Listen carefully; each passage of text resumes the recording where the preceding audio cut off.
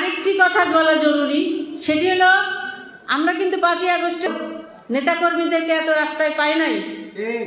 খুব কম সংখ্যক নেতাকর্মী আমরা যখন প্রোগ্রাম করেছি প্রোগ্রামে আসতে চায় নাই, তালবাহানা বিভিন্ন ধরনের অজুহাত সৃষ্টি করে তারা কিন্তু প্রোগ্রামে আসে না। আজকে এখানে জায়গা হচ্ছে না বসার।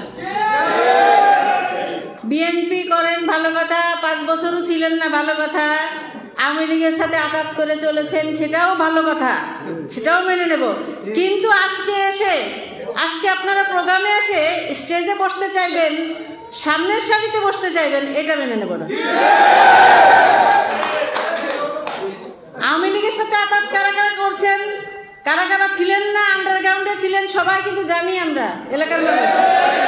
আপনারা ছিলেন ভালো কথা, ছিলেন যেভাবে ছিলেন, আমরা দল হিসাবে আপনাদের ওইটুকু মার্জনা করে দিয়েছি। আপনারা আসেন, আমাদের সাথে আসেন, আমরা আপনাদেরকে ছেড়ে যাব না। হয়তো অতীতে আপনাদের অনেক ত্যাগ তিতিক্ষা আছে দলের প্রতি, সেটুকু মূল্যায়ন আমরা করব। কিন্তু তাই বলে যারা এতদিন ধরে রাস্তায় সংগ্রাম করেছে, যারা এই আন্দোলনে 12 বছরে ফ্যাসিস্টের বিরুদ্ধে আন্দোলন করতে গিয়ে মামলার আসামি হয়েছে, নির্যাতনের শিকার হয়েছে বিভিন্নভাবে, তাদেরকে সরাই দিয়ে আপনার সামনের সারিতে এসে বসার চেষ্টা করবেন, সেটা মেনে নেব না।